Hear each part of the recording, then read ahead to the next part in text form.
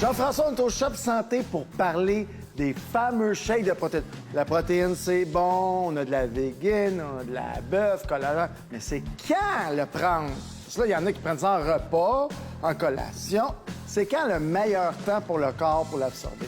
Écoute, les shakes de protéines, on utilise ça quand t'en as besoin. Quand t'en as besoin. Quand t'en as besoin. Ça veut dire que tu vas placer tes shakes de protéines selon tes besoins à toi.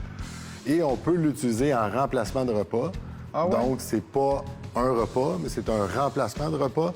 Donc, pour les gens qui vont travailler sur la route ou qui sont pris pressés, peu importe, oui, on peut faire un smoothie repas qu'on va compléter avec des avocats, des fruits ou peu importe, des noix pour compléter, pour que ça soit un peu plus volumineux puis qu'on remplit l'estomac pour être capable d'aller chercher.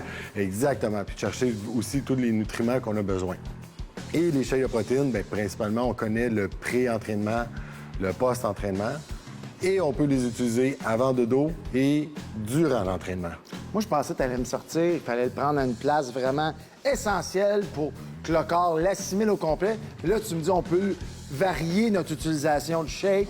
Mais maintenant, on a appris en fait que les protéines de whey et d'isola, si on prend une protéine qu'on va utiliser avec une base de gras, on va ralentir l'absorption. On va chercher similaire un peu à la caséine. Donc, c'est beaucoup plus facile de faire ça et utiliser une meilleure qualité de protéine qu'une protéine qui peut donner des difficultés digestives. Oui, tout à fait.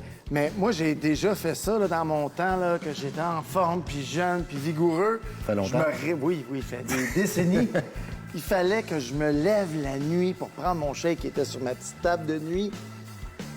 Est-ce que les gens utilisent ça encore comme technique de prise de masse? Oui, on peut encore l'utiliser. La différence, c'est que toi, à l'époque, tu utilisais la protéine de caséine, qui était une protéine de digestion lente.